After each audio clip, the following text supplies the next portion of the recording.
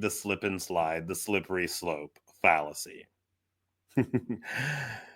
You said that if we allow A to happen, then Z will eventually happen too. Therefore, A should not happen.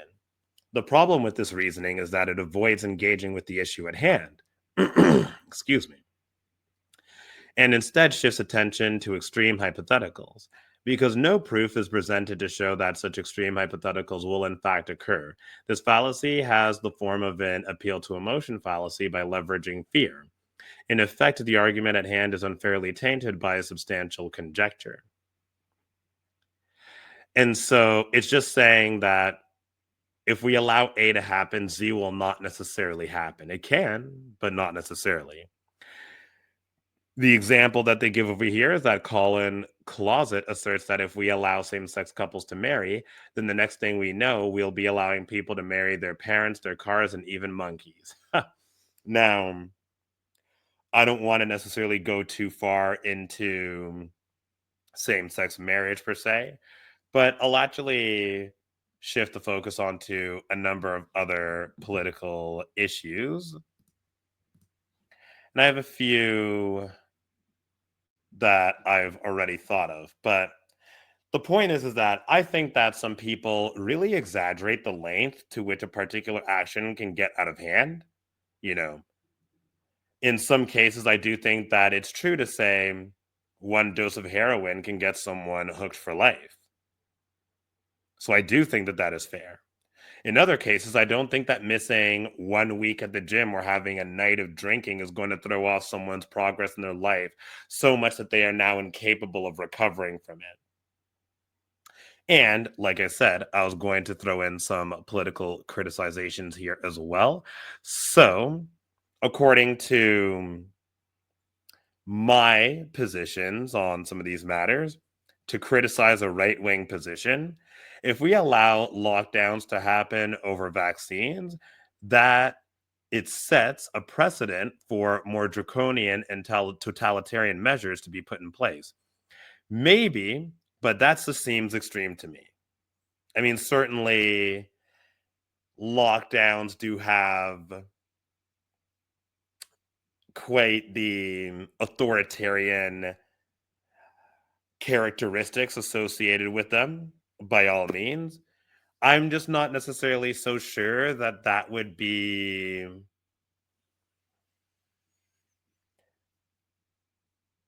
I'm not necessarily so sure that that is going to be more likely to happen, because I do think that with the vaccines and COVID was a particularly extreme scenario. So I'm not so sure that that's likely to happen per se.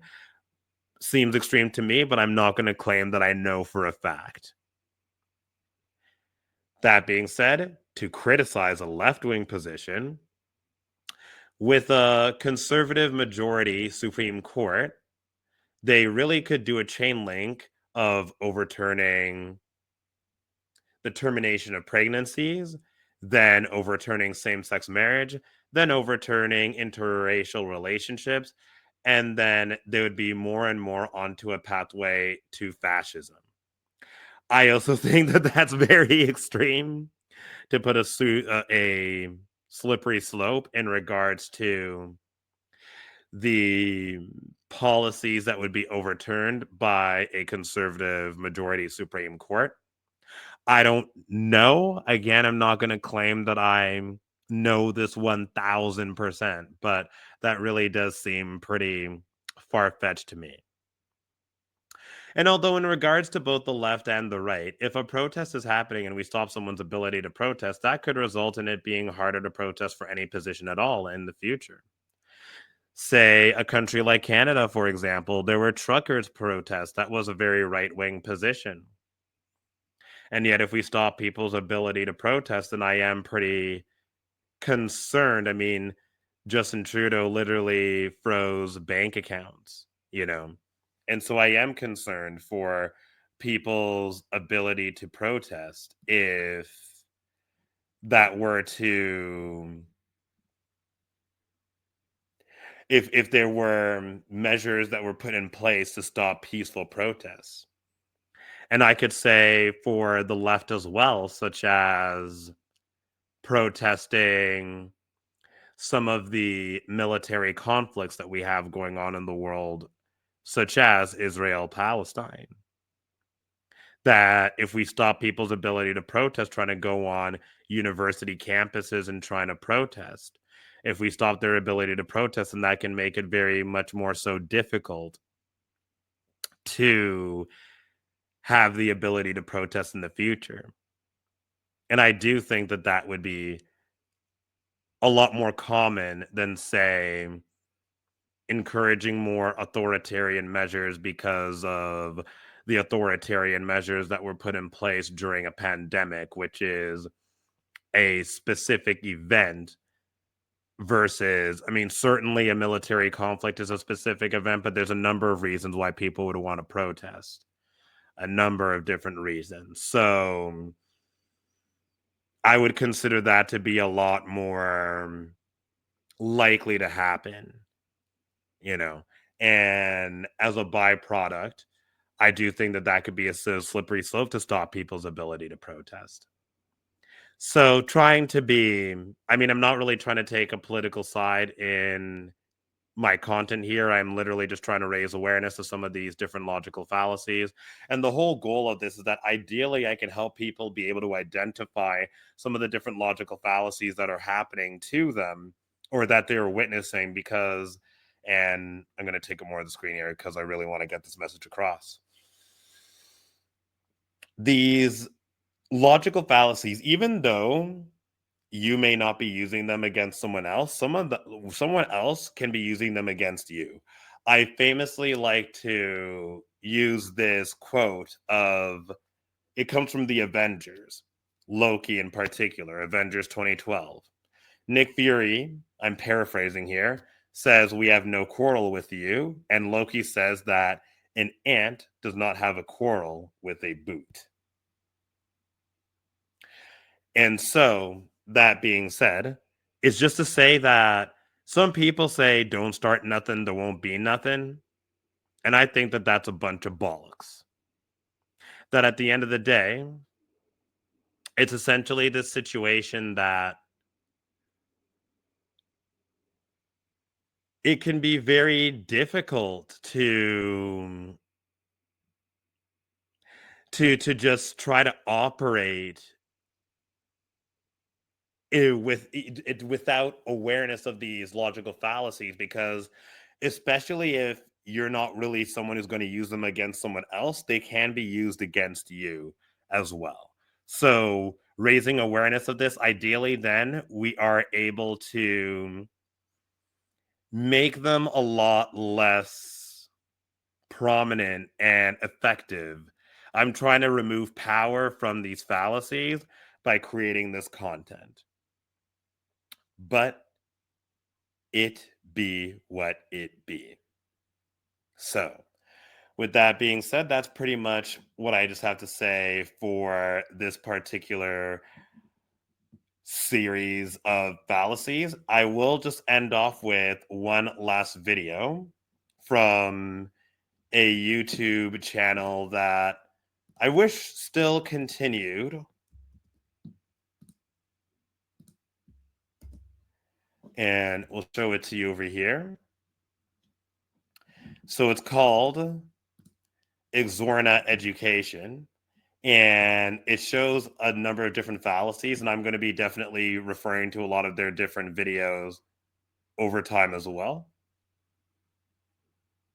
But there is one video that I want to belay for today, and it is Guard your thoughts. Alrighty. Guard your thoughts. Your thoughts become your words. Guard your words. Your words become your actions. Guard your actions. Your actions become your habits. Guard your habits. So as you can see, the slippery slope, and I'm just going to change this right over here. The slippery slope is playing out just right over here, but let's continue to watch. Your habits become your character. Guard your character. Newton's first law states that any object in motion will remain in motion until acted upon by an outside force. This means a bullet traveling at approximately 1,300 meters per second will continue on its trajectory until friction in the gravitational pull stop it, or until it comes in contact with another object with sufficient. And I bet that you're very much so itching just to see how the rest of this plays out. So let's take a look. I'm just doing periodic stops just to not be affected by the copyright, but let's go. Sufficient mass or inertia. Your character becomes your destiny. So just for the sake of getting the impact in, I'm just going to play that one more time and then we're going to wrap up here. But I really do like the video, and I'm actually going to demonstrate that by giving it a like.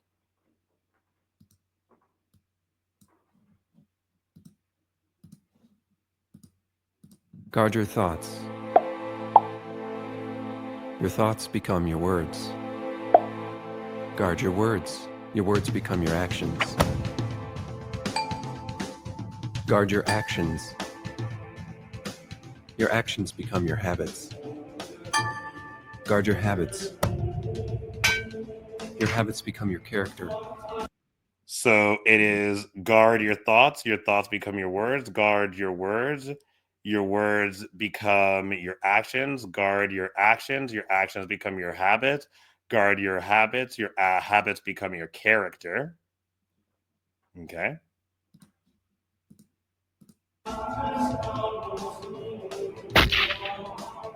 Guard your character. Newton's first law states that any object in motion will remain in motion until acted upon by an outside force. This means a bullet traveling at approximately 1,300 meters per second will continue on its trajectory until friction in the gravitational pull stop it, or until it comes in contact with another object with sufficient mass or inertia.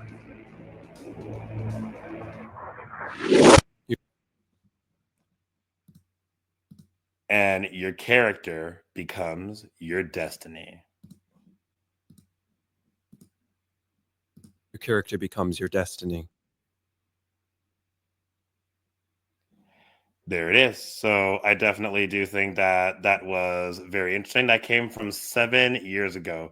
There it is. Guard your thoughts become your words. Guard your words become your actions. Guard your actions become your habits. Guard your habits become your character. Guard your character becomes your destiny.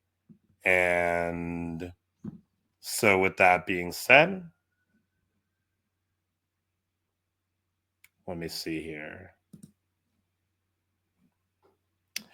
That is the Exorna Education channel. So feel free to give them a look out.